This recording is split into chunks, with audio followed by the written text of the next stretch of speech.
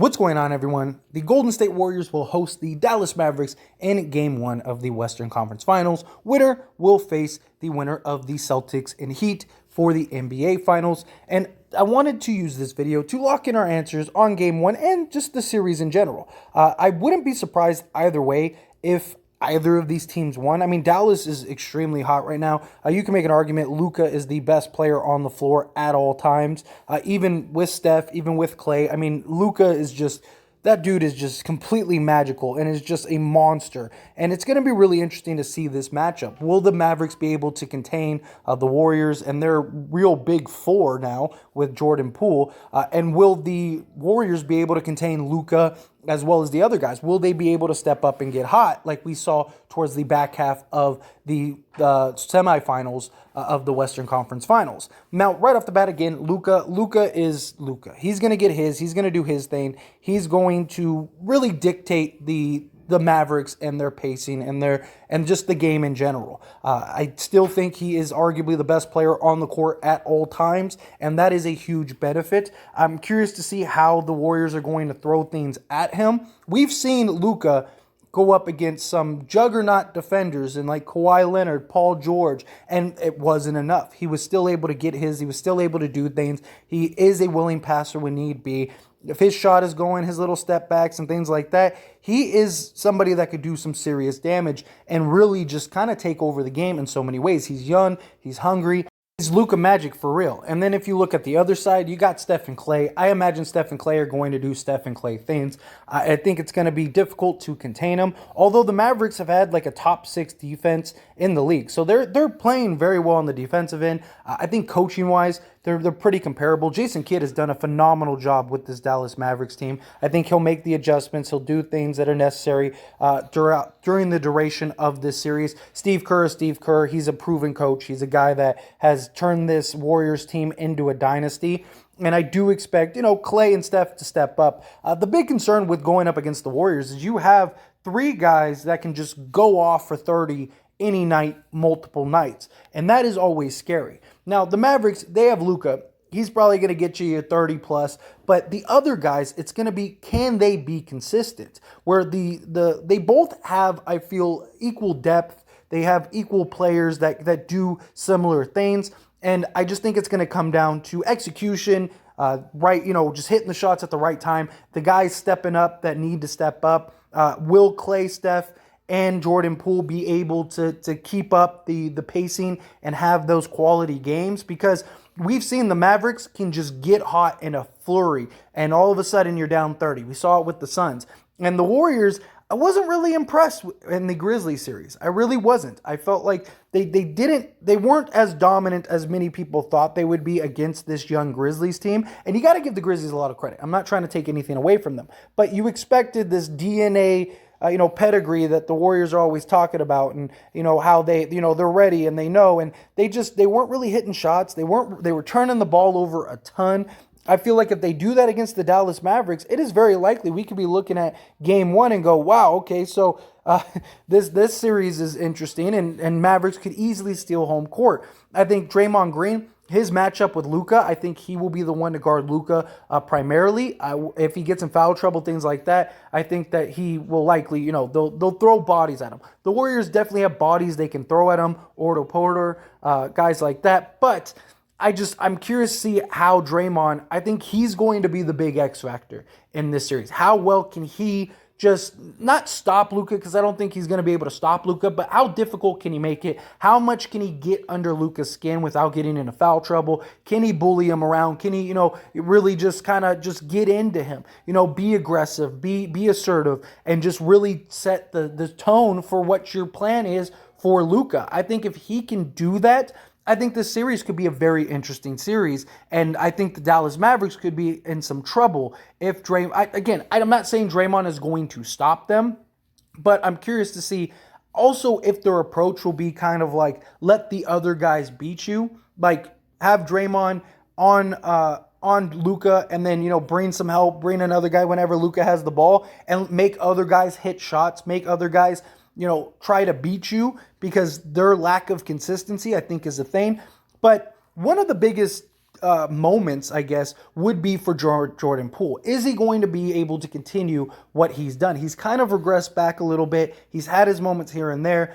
He has the green light to throw it up, shoot the trigger, and just, rain some shots. But is he hitting? Is he going to be that third splash brother that really just becomes a problem to where that's where the mismatch lies for the Dallas Mavericks? Because if he's hot and you got Steph and Clay on the other end, you can't double team. You can't, you're in this tough spot where you could constantly run two or all three at the same time, and the Dallas Mavericks are going to have a hard time guarding. Now you got to do one-on-ones. Now you got to do, maybe, do some zone defense, something along those lines. But they are such great shooters.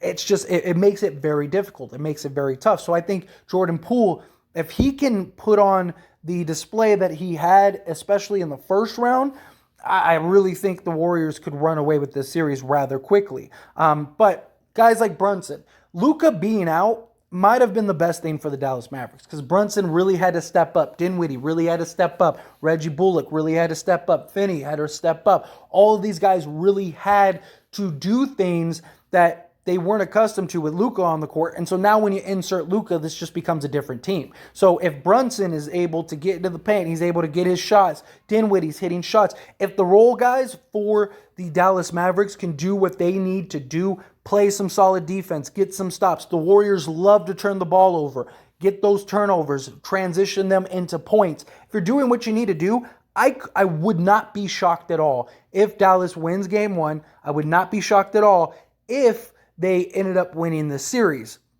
Thing is that the Warriors have some ridiculous game one stat where they're undefeated or they're 13-1 when winning a game one. So that's something that history has told us. If Dallas doesn't go in there and steal this game, the odds are against them because now the Warriors only have to win 3 games. They're great at adjustments. Any one of the three between Jordan Poole, Steph, and Clay can single-handedly win you a game just if they get hot. Dallas, I feel, has to play a more perfect game than the Warriors. I think the Warriors, with their experience, with their just repertoire of various bodies and just guys that can get the job done, they can match the Mavericks. Mavericks aren't that big, and even their big guys don't play big. So I think that this is a great matchup for the Warriors.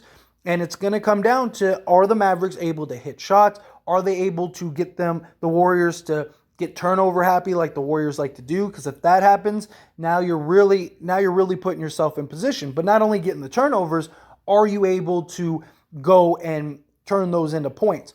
Are you able to, out rebound, things like that? All of these little intangible things that are very important to the grand scheme of winning. I think the Dallas Mavericks really have to do that. They really have to go chase down these balls. They really have to play some solid defense because, you lose game one, all of a sudden you're down 1-0. Warriors end up winning game two or so. I think the series is over. You need to establish yourself, I believe, in the very beginning. But overall, as always, this is a discussion, so I want to hear from you. Let me know your thoughts down in the comments below. Who are you riding with in the series? Who are you riding with in game one? I'm going to say the Warriors win game one. I just think that they're likely going to come out and execute better. The Dallas Mavericks have never been in this position, although they are very hot. They are clearly very hot, and that could be something that really translates well for them in game one. But I think if it's a close game, things are getting kind of down to the wire, I just trust the Warriors to get the job done more than the Dallas Mavericks. I think if you have a 1, 2, 3 point game with a minute left, I would trust the Warriors to get the job done. I think if the Dallas Mavericks win today, it's going to be maybe not in a blowout fashion, but it's going to be in a commanding fashion. I think Dallas either just comes out and they shoot the lights out, and they're just playing perfectly. Warriors are just in a little slump, and like they were in sort of the back end of the Grizzlies game, the Grizzlies series. And I think the Dallas Mavericks, they win this game by 10, 15 points, and they're kind of cruising along the way. That's the only way I see Dallas winning this game. But I would love to see Dallas get it done. Mark Cuban, he's great. Jason Kidd, he really showed that the Lakers needed him. being a Laker fan. But I do think ultimately Golden State wins this series. I'm riding with Golden State to win the series, but I would not be shocked at all if we come, game 6, game 7, Mavericks win the series. I would not be shocked at all. I would not sit here and go like, wow, I didn't see that coming. But I'm going to ride with the Warriors. I think their experience. I just think they have too many weapons right now for Dallas to be able to contain. And I think that that's going to be difficult for them. And I think the Mavericks they have to play perfect 4 straight games. Where I think the Warriors, they could have a bad game and still win. So that's what I'm going to go with. But let me know your thoughts. Let me know your picks. Lock it down in the comment section. That being said, if you haven't liked this video, hit that like button. Helps me out a lot. Lets me know you enjoy these types of videos. If you're not subscribed to the channel, hit that subscribe button. Follow by the bell notification. Stay up to date with all things sports. I'll see you all in the next one. Thank you.